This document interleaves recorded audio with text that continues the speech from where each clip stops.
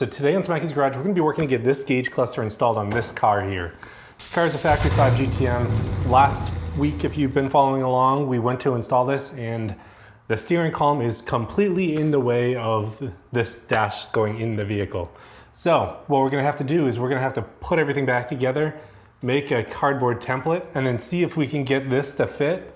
Hopefully it fits. I'm kind of worried that this gauge right here, the speedometer, is gonna be in the way. So let's go ahead, let's start taking this apart, getting it ready to go back in the car. I think the easiest way to do this is to actually take all of this out, make a paper template from this or a cardboard template from this, and then use that to figure out what's gonna fit and what's not gonna fit. So I'm gonna go ahead, I'm gonna take all this apart now.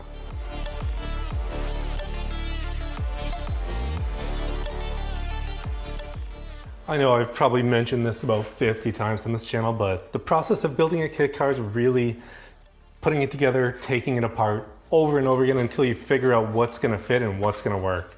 So with this, now we get to go ahead, use some cardboard, make a template of it, and then put it in the dash pad itself right here to see what needs to be cut.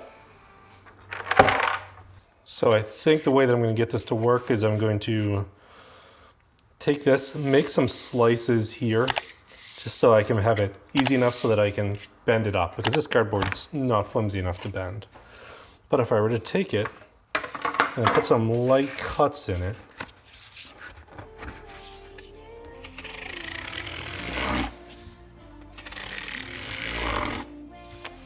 it'll bend it.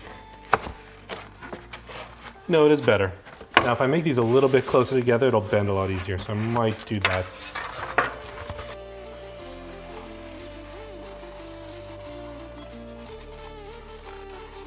I'm not gonna put cutouts here, but I'm at least gonna mark these so I know how close I'm getting to those gauges.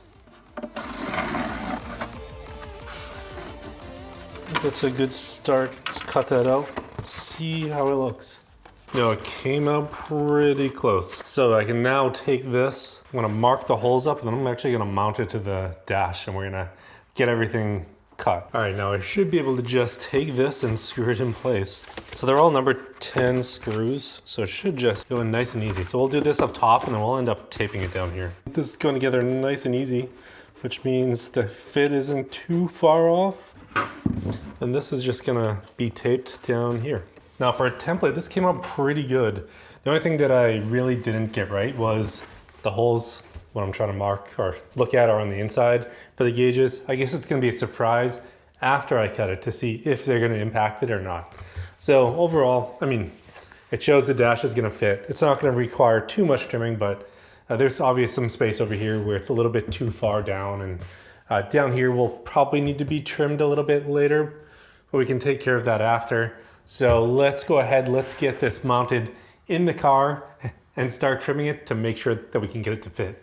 So for this, I actually decided to drop the steering wheel because I think that's gonna make it the easiest for me. You know, I've been trying to get this to fit in up there and try to get it down here and in. It's coming in contact. There's no really good way to get that in position and then mark it. As you can see from some of the dents there from me trying to get it in position. So what I'm gonna do is I'm actually gonna get this top piece here in position on the dash first, and then I'm gonna raise the steering wheel up and mark where it's contacting it. That'll make it the easiest to get together. Now I might actually have to take these tapes off to get that screwed in position. I wanna screw it in just so I make sure that it's actually in the right place. But I can always put it back together after. All right, so we're in and you can see the issue here. When this is up and in place, it's coming in contact with the wheel. So I need to start trimming away to make a place where this is going to easily slip up and in and not have any issues. So the way I'm gonna approach it is I'm actually gonna take the scissors and I'm gonna start slowly cutting where it's interfering until I can get it up and in place, in a place that feels good for the steering wheel. I could mark it and take it off, but that seems like a lot of marking it, taking it off, put it back on again. This should be close enough, and in the end it's only cardboard, so if I have an issue, I can always start with a new piece of cardboard and fill in where I missed or messed up. So, okay, time to start marking.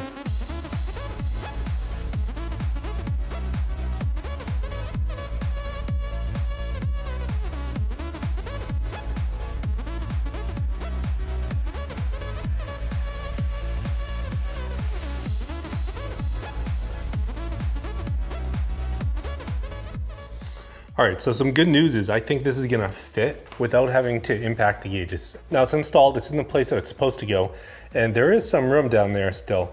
I left that open, one for this plastic piece to go in, and then two for the other part. You know, there is some more room for the steering wheel to go up. So in case we need to adjust the steering wheel up later, I wanna make sure there's some extra room. So that leaves us with about an inch, but overall, it looks good. So now we can take it out and we can look to see if we're impacting the gauges at all. Okay, so we have some space. Now we can take it with this little bit of clearance. We can mark the gauge cluster up, then we can cut it, then put it all back together, and then do a test fit.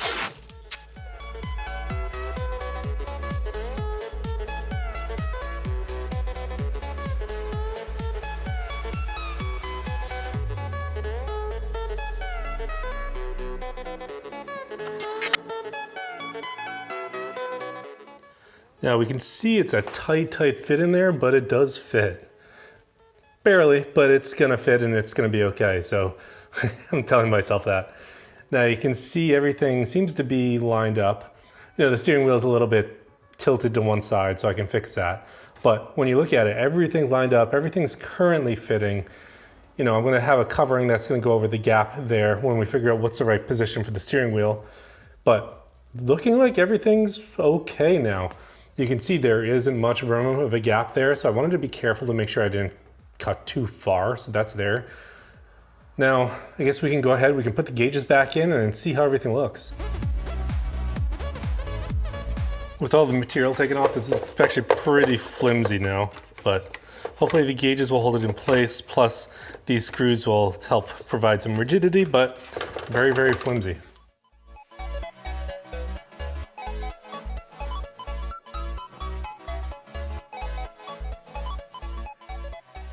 All right, so we're not completely wired in place yet, as you can see, but one thing I want to note is, you know, it's fitting, it's in place.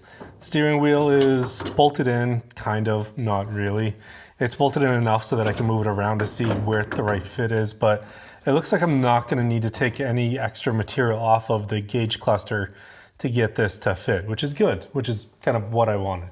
So there's still a lot of play in where I have this located, and I actually need to shift this up to make it fit better, but I haven't done that yet. Now the gauge cluster's in the car now, and it's looking pretty good. One of the only things that I noticed on it is when you're looking at the gauge cluster is actually pointing more towards the driver's side than it is kind of straight back, which is interesting because it's not pointing directly at you.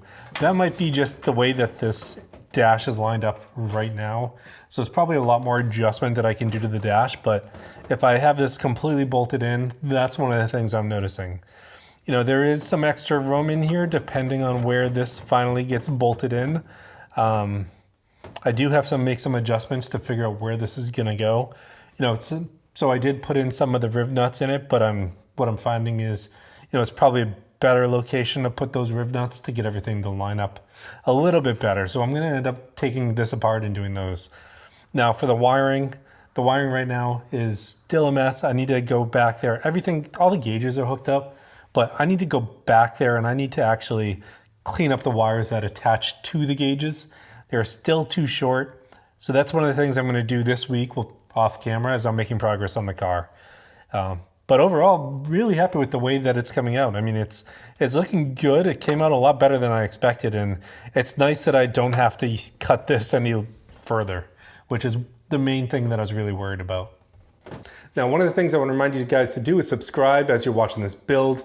You know, I'm trying to make my way to 5,000 subscribers by the end of this year, 2023. So don't forget to subscribe.